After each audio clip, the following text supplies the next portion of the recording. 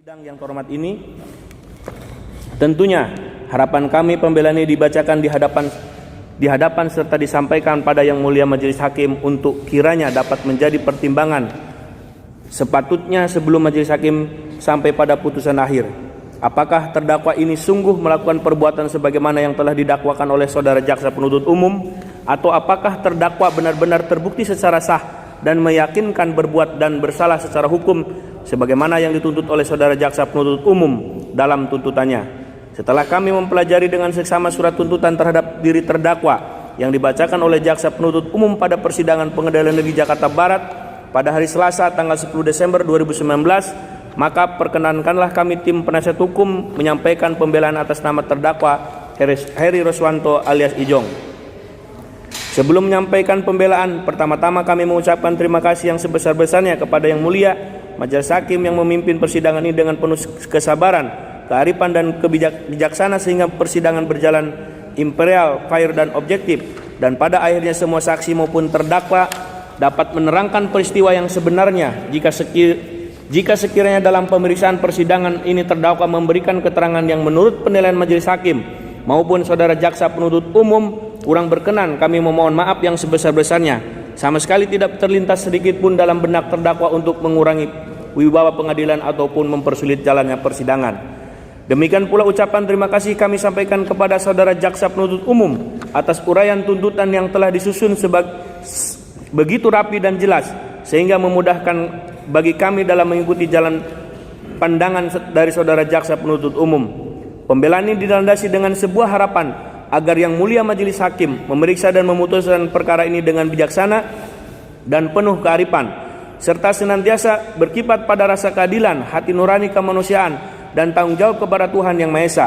Sekiranya Yang Mulia Majelis Hakim berkenan untuk memberikan putusan terhadap diri terdakwa, suatu putusan yang adil, arif dan bijaksana yang semata-mata didasarkan pada keadilan yang hakiki atas dasar mencari ridho dari Allah Subhanahu wa taala semata. Sekiranya tidak berlebihan apabila persidangan yang terhormat ini sebagai salah satu aparat penegak hukum yang selalu menjunjung tinggi keadilan, Fiat Justitia Ruat Kolum, kami menyampaikan sebuah moto yang harus kita junjung bersama. Lebih baik membebaskan 1000 orang yang bersalah daripada menghukum seorang yang tidak bersalah. Tentang dakwaan, bahwa dakwaan dari saudara jaksa penuntut umum adalah mengenai perbuatan sebagai diatur dan diancam pidana dengan dakwaan dengan dugaan melakukan tindak pidana pemalsuan surat yang terdapat pada pasal 263 ayat 1 KUHP junto pasal 55 ayat 1 ke 1 KUHP yang berbunyi, barang siapa membuat secara tidak benar atau memalsukan surat yang dapat menimbulkan sesuatu hak, perikatan atau pembebasan hutang atau yang diperuntukkan sebagai bukti daripada suatu hal dengan maksud untuk memakai atau menyuruh orang lain memakai surat tersebut seolah-olah isinya benar dan tidak palsu yang dilakukan secara bersama-sama. Bahwa pada pasal 263 ayat 1 KUHP merumuskan sebagai berikut, barang siapa membuat secara tidak benar atau memalsukan surat yang dapat menimbulkan sesuatu hak, perikatan atau pembebasan hutang atau yang diperuntukkan sebagai bukti daripada suatu hal dengan maksud untuk memakai atau menyuruh orang lain memakai surat tersebut seolah-olah isinya benar dan tidak dipalsu yang dilakukan secara bersama-sama dipidana dengan pidana penjara paling lama 6 tahun. Bahwa apabila diperhatikan rumusan pasal 263 ayat 1, maka unsur-unsur yang terdapat di dalamnya adalah sebagai berikut. Barang siapa membuat surat palsu yang dapat menimbulkan suatu hak, perikatan atau pembebasan hutang dan atau yang diperuntukkan sebagai bukti daripada suatu hal. Bahwa pasal 5 ayat 1 ke 1 KUHP menyatakan sebagai berikut, dipidana sebagai pelaku tindak pidana mereka yang melakukan, yang menyuruh melakukan, dan yang turut serta melakukan perbuatan. Bahwa apabila diperhatikan rumusan pasal 55 ayat 1 ke 1 KUHP, maka unsur-unsur yang terdapat di dalamnya adalah sebagai berikut. Dipidana sebagai pelaku tindak pidana mereka yang melakukan, yang menyuruh melakukan, dan yang turut serta melakukan perbuatan.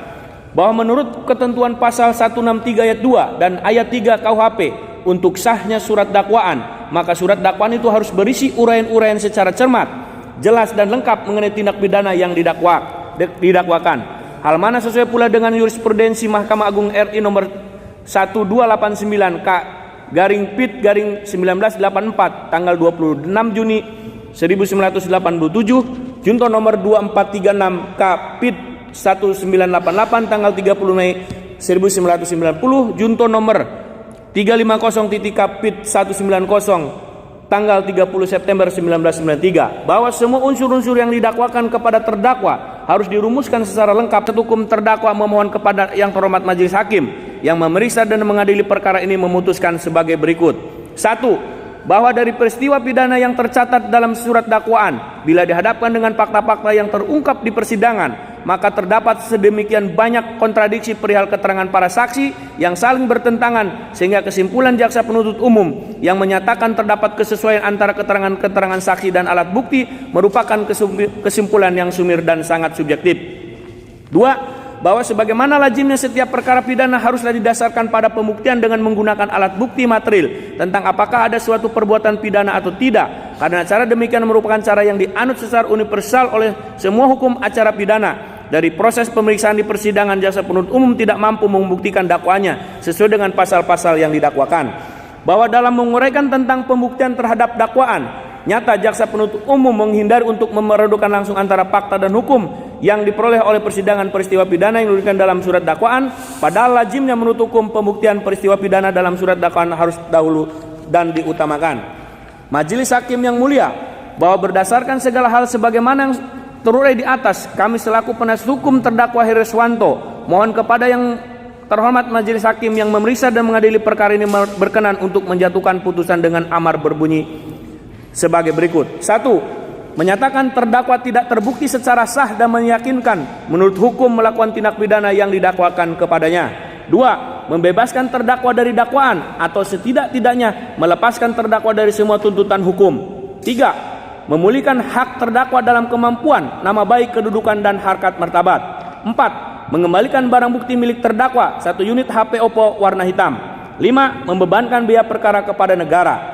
Demikian nota pembelaan ini kami ajukan. Semoga Tuhan Yang Maha Esa senantiasa memberikan petunjuk dan bimbingan serta mengampuni dosa-dosa kita, dan atas segala perhatian serta perkenannya, majelis hakim yang terhormat disampaikan terima kasih.